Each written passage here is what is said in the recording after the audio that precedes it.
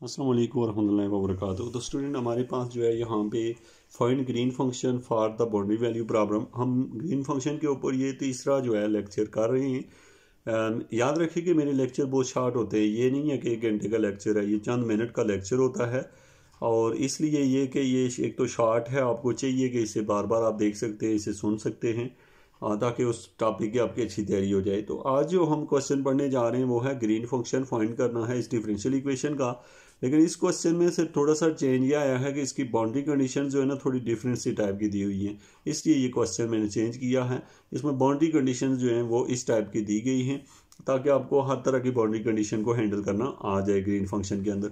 तो सबसे पहला जो स्टेप होता है स्टूडेंट, आपके पास जो ग्रीन फंक्शन होता है उसको आप जो हमारे पास एसएल सिस्टम है उसके साथ कंपेयर करते हैं, और यहाँ से यानी जो सेकंड डेरिवेटिव के साथ जो कोफिशिएंट है आपका वो 1 है, यानी p of x equal to 1 निकला। तो जब p of x equal to 1 है तो इट्स मीन जब एक्स की जगह टी पुट करेंगे तो पी ऑफ टी भी 1 ही निकलेगा। अच्छा, तो ये आपने पहला स्टेप कर लिया। पी ऑफ टी क्यों निकाला है? इसलिए कि ये लास्ट स्टेप में हमें ज़रूरत पड़ता है, इसलिए पहले ही हमने ये निकाल लिया। पी ऑफ टी मीन जहाँ एक्स है वहाँ पे टी रख दिया है। अब स्टूडेंट बाकी भी चीज़ें यहाँ से कंपेयर कर लेते हैं। ए जो है वो 0 है और बी जो है वो 1 है। यहाँ से हमें ये ए और बी हमें पता है, और उसके साथ साथ हमें क्योंकि यहाँ पे हमें ये वैल्यूज़ दी हुई हैं, एक 0 है एक 1 है, और यहाँ भी 0 और 1 वैल्यूज़ दी हुई है। तो इसका मतलब है 2 पॉइंट्स दिए हुए, एक 0 और एक 1, तो एक को नाम ए दे दिया, दूसरे को बी। और जो हमारा क्यू ऑफ एक्स है वो 0 है और आर ऑफ एक्स जो है वो 1 है। तो ये हमने जस्ट कंपेयर करके निकाला है स्टूडेंट। किसके साथ? आप लेक्चर नंबर 1 देखें ग्रीन फंक्शन के लिहाज से, वहाँ आपने इक्वेशन पढ़ी है, उनसे हमने कंपेयर किया, रिजल्ट ये फाइंड किए हैं। अब ग्रीन फंक्शन का जब क्वेश्चन हमें दिया होता है, एक डिफरेंशियल इक्वेशन होती है, उसके साथ 2 बाउंड्री कंडीशनें दी होती हैं। हम जस्ट ये करते हैं, सबसे पहले कंपेयर करके कोफिशिएंट निकाल लेते हैं। निकालने के बाद जो अगला स्टेप होता है उसमें जस्ट हम ये करते होते हैं कि चेक करते हैं कि क्या लेमडा इसकी हाइगन वैल्यू है कि नहीं है। लेमडा को हाइगन वैल्यू है या नहीं है कि चेक करने के लिए आप लोग यूं करते हैं कि जस्ट जहाँ लेमडा लिखा होता है वहाँ लेमडा की जगह 0 लिख देते हैं और क्वेश्चन को हल करते हैं। अगर यू की वैल्यू 0 आ जाए तो फिर लेमडा हाइगन वैल्यू नहीं होता। तो अब हम चेक करते हैं आगे जाके। तो अब यहाँ पे हमने लिखा है to construct a green function G of x T we first check if lambda equal to 0 is an eigenvalue. सबसे पहले हम चेक करने लगे क्या लेमडा को 0 पुट करने से लेमडा हाइगन वैल्यू है या नहीं है, ये चेक करते हैं। तो उसके लिए आप क्या करते हैं, स्टेप होता है लेमडा इक्वल टू 0, ये लेमडा जो 0 जो दिया हुआ सवाल होता है उसमें पुट करते हैं। यहाँ पे बचेगा u double prime equal to 0, तो आपने लिख दिया u double prime equal to 0। U double prime की एक दफ़ा इंटीग्रेशन करें तो u prime equal to a, दूसरी दफ़ा इंटीग्रेशन करें तो ए एक्स प्लस बी, ये 2 बार इंटीग्रेशन की है। अब स्टूडेंट हम ये करते हैं कि applying the boundary condition we obtain. अब हमने बाउंड्री कंडीशन इस पर यूज़ करनी होती है। अब आपको पता है हमें 2 बाउंड्री कंडीशन दी हुई है। ये फर्स्ट बाउंड्री कंडीशन है जिसमें हमें पढ़ा है u of 0 plus u prime of 0 equal to 0, ये आपको क्वेश्चन में दी हुई है। इस इक्वेशन की हेल्प से आप खुद देखेंगे जहाँ पे एक्स है वहाँ पे आपने क्या पुट करना है 0, जहाँ पे एक्स है वहाँ पे क्या पुट कर दें, सॉरी ठीक है, एक्स की जगह 0 पुट कर दें।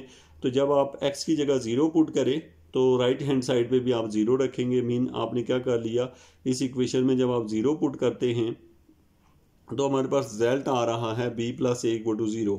अच्छा, ये हमारे पास जो रिजल्ट है हमने इसको कंपेयर किया हुआ है। आप इसको अगर कंपेयर कर लें, हमारे पास ये जो इक्वेशन है इसको आप यूं करें कि u is equal to x plus b है।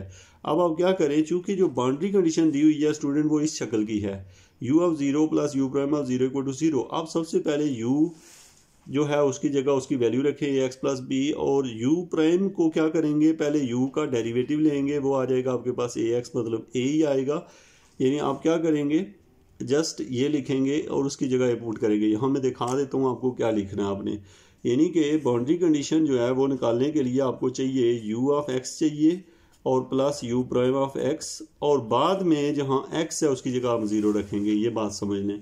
तो अब आपको पता है u ऑफ जो x है उसकी वैल्यू तो ये है, यानी कि वो है ए एक्स प्लस बी, ये u ऑफ x की वैल्यू ये वाली लाइन है।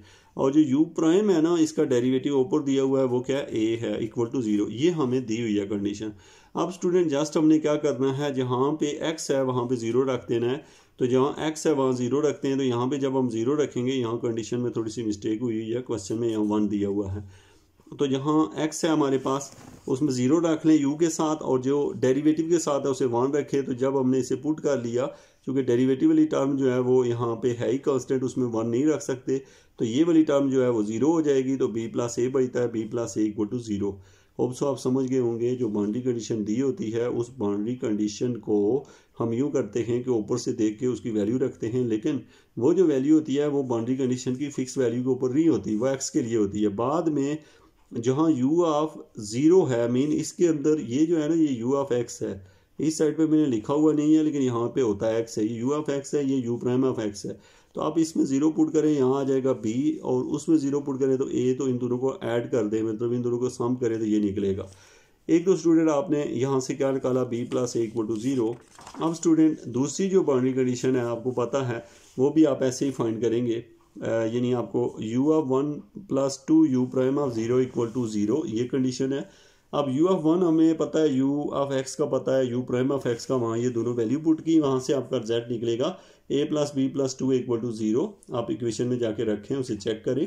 अब यहाँ से आ जाएगा 3a plus B equal to 0, ये इक्वेशन नंबर 2 है। याद रखें कि आपने क्या किया, पहले u ऑफ x और u प्राइम ऑफ x में एक में 1 रख लिया, एक में 0, जो भी है यहाँ रखा। यहाँ से आपके पास ये इक्वेशन बनी। अब स्टूडेंट आपके पास इस इक्वेशन को, जो इक्वेशन 2 बनी है, और अभी एक और इक्वेशन है 1 हमारे पास, जो कि हमने यहाँ लिखी हुई है, आप देख रहे हैं, ये इन दोनों को आपस में हल किया मिला के, आपको आपस में कंबाइन करके हल करना आता है। इस इक्वेशन का जब हमने सोल्यूशन निकाला है, मैं इस इक्वेशन का दोनों को मिला के 1 और 2 से, तो a भी 0 निकला और b भी 0 निकला। तो स्टूडेंट आपको पता है, अगर a भी 0 निकला, b भी 0 निकला, तो आप a और b की वैल्यू जाके इक्वेशन में पुट करें, तो जब दोनों ही 0 निकले तो इसका मतलब है u भी क्या निकलेगा, 0। अगर u 0 हो जाए तो समझ लें कि वो क्या होता है, हाइगन वैल्यू नहीं है। तो पहले बात जो है, ये स्टेप हमेशा आप करते हैं, जो कि आप जब भी ग्रीन फंक्शन निकालते हैं तो सबसे बेसिक जो वर्क होता है आपका यही होता है। अब स्टूडेंट पार्ट नंबर 2 है कि g of x t as a function of x satisfy the differential equation. जो g ऑफ एक्स टी है ये फंक्शन है x का, और ये सेटिस्फाई करता है डिफरेंशियल इक्वेशन को। ये बात जो होती है, ये ऑल जब भी ग्रीन फंक्शन फाइंड करते हैं दूसरा स्टेप यही होता है, जिसमें हम क्या करते होते हैं कि जहाँ पे जो हमें सवाल दिया होता है उसमें u की जगह, यानी कि आप यहाँ पे आते हैं ना, तो यहाँ पे आप देखें तो आपका क्वेश्चन क्या बनता है, u double prime equal to 0। तो आप ये वाली कंडीशन यहाँ पे यूज़ करते हैं, u double prime equal to 0। ये कंडीशन जब हमने यहाँ यूज़ की तो यहाँ पे हम लिखेंगे ओवरऑल जो है हमारे पास आएगा g double prime of x t equal to 0 is a function satisfy the differential equation को सेटिस्फाई करता है लिम्डा इक्वल टू 0 के लिए। यहाँ पे मैं आपको बताता हूँ, यहाँ एक प्राइम मैंने लिखा हुआ है, क्या यहाँ पे डबल प्राइम आता है, क्योंकि इक्वेशन जो पीछे है वो ये है u double prime equal to 0 है, तो इसका मतलब g double prime equal to 0 आएगा in each of the sub interval. अब हमें पता है इंटरवल क्या हमारा 0 टू t है और t टू 1 है, क्योंकि हमें टोटल पता है ना, a की वैल्यू 0 है, b की वैल्यू 1 है, तो इसका मतलब है हम इसको ब्रेक करेंगे, 0 से t जाएंगे, t टू 1 जाएंगे। ये मैंने आपको बताया था कि t अगर इसमें इंक्लूड हो जाए तो इस इंटरवल में नहीं डाला जाता, दोनों में नहीं आएगा, मीन यहाँ ओपन इंटरवल है, वहाँ क्लोज इंटरवल है, देयरफॉर वी कैन राइट, हम इस इक्वेशन को यूँ लिख सकते हैं। अब ये इक्वेशन कहाँ से आई है, यहाँ पे ऊपर स्टूडेंट ये जो है ना, ये g डबल प्राइम होता है, यहाँ पे ये आप इसे करेक्ट कर लें, g डबल प्राइम हमेशा नहीं होता, इधर से आप देख लेते हैं कि क्या दिया बचता है, लेमडा को 0 रख के u जितना बचता है u की जगह g रख देते हैं। अब स्टूडेंट वही जो इक्वेशन, यानी इसको 2 बार इंटीग्रेट करें तो एक दफ़ा ये आएगा, एक दफ़ा ये आएगा, सिर्फ 2 क्यों बन गए हैं, ये इसलिए बने हैं स्टूडेंट क्योंकि इंटरवल है। इस इंटरवल के लिए हम वैल्यू को ऐसे लिख देते हैं, इस इंटरवल के लिए ऐसे ही लिखते हैं, दोनों बिल्कुल सेम है, लेकिन इसके ऊपर हमने प्राइम सा डाला हुआ है और साथ में लिख दिया कि वे पहले इंटरवल के लिए है, ये दूसरे के लिए है। याद रखें, आप यूँ भी लिख सकते हैं और इसकी जगह ये इंटरवल भी लिख सकते हैं, मीन आप ये लिख लें यहाँ पे या फिर ऐसे लिख लें, दोनों तरीके ठीक है। तो ये होता है आपका स्टेप नंबर 2। अब हमारे पास ये कि आपने ग्रीन फंक्शन को रेडी फॉर्म में लिख लिया। अब हम आते हैं, हमारा क्या होता है स्टेप नंबर 3। अब स्टूडेंट हमारे पास जो स्टेप 3 है उसमें है g of x t as a function of x satisfy the boundary condition. तो जो g ऑफ एक्स टी है वो फंक्शन है x का और सेटिस्फाई द बाउंड्री कंडीशन, ये बाउंड्री कंडीशन को सेटिस्फाई करता है, ये हम पहले अज्यूम कर लेते हैं। तो फिर अगर ये करता है, अगर सेटिस्फाई करता है तो हमें पता है ये कंडीशन सेटिस्फाई करेगा g of 0t plus g prime of 1t। ये याद रखिए कहाँ से आई ये कंडीशन, जो आपको डिफरेंट जो बाउंड्री कंडीशन दी होती है ना, उसको u के बजाय g में कन्वर्ट कर लेते हैं, यानी वो थी u of 0 plus u of 1 equal to 0। तो इसको आपने लिख दिया g of 0t plus g prime of 1t equal to 0। ये आपको पता है फर्स्ट बाउंड्री कंडीशन थी। इसमें इसको सिंपली जी ऑफ 0t निकालें तो वो b निकल रहा है, जी प्राइम ऑफ 1t निकालें तो वो a प्राइम निकल रहा है। ये पता है आपको कहाँ से निकले? ये जो पीछे हमने जी का फंक्शन लिखा था, इस तरह का जो फंक्शन है पीछे लिखा हुआ है, उसको हमने सिंप्लीफाई किया। सिंप्लीफाई कैसे किया? पहले जी 0t पुट किया तो यहाँ पे जब 0 करते हैं तो ये 0 हो जाएगा, खाली b निकलता है। और जब हम यहाँ पे जो xt है उसमें 1 पुट करते हैं, और 1 जो है चूँकि नीचे वाले में पुट करना है, चूँकि इंटरवल नीचे में है तो उससे ये वैल्यू निकलेगी। यहाँ से a प्राइम का आंसर -b निकला। एक तो आपने फर्स्ट जो बाउंड्री कंडीशन है उससे ये रिजल्ट निकाला। अब सेकंड जो बाउंड्री कंडीशन है वो यूज़ की है, G of 1t plus 2g prime of 0t equal to 0।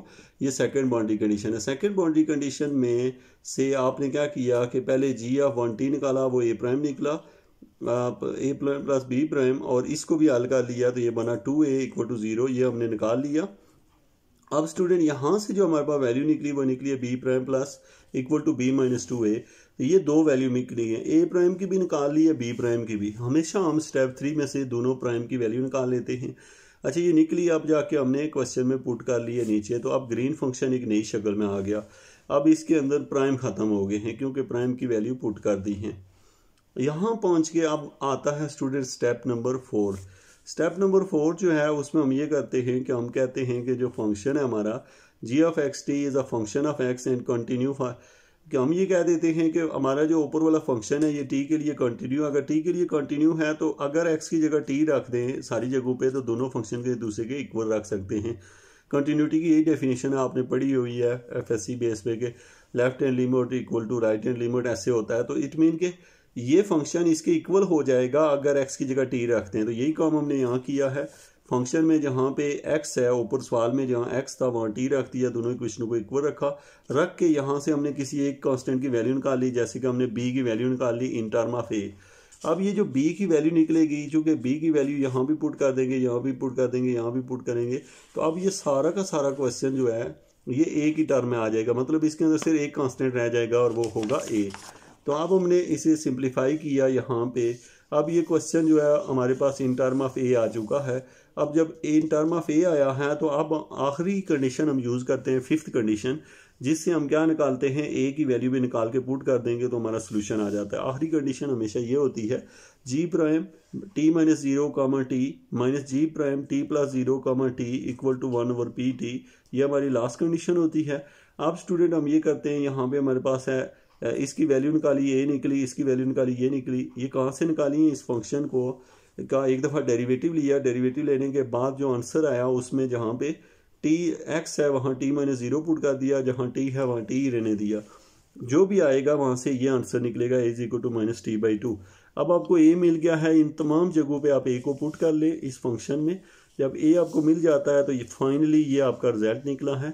आप इसको मज़ीद सिंप्लीफाई कर सकते हैं, एलसीएम वगैरह ले सकते हैं, जो आप इसे सिंप्लीफाई कर सकते हैं जो आप करना चाहें। तो ओवरऑल मैं आपको इसकी समरी बता दूं, हमें एग्ज़ाम में एक डिफरेंशियल इक्वेशन दी जाती है, उसके साथ दो बाउंड्री कंडीशन दी जाती हैं और कहा जाता है कि इस जो मैंने डिफरेंशियल इक्वेशन दी हुई है इससे ग्रीन फंक्शन, इससे मिलते जो जनरेट होने वाला ग्रीन फंक्शन निकालें। तो हमने कहा कि ग्रीन फंक्शन निकालने के लिए सबसे पहले अच्छा वो पी एफ टी जो है ना वो यहाँ पुट होता है, जो आपने वहाँ शुरू में निकाला है।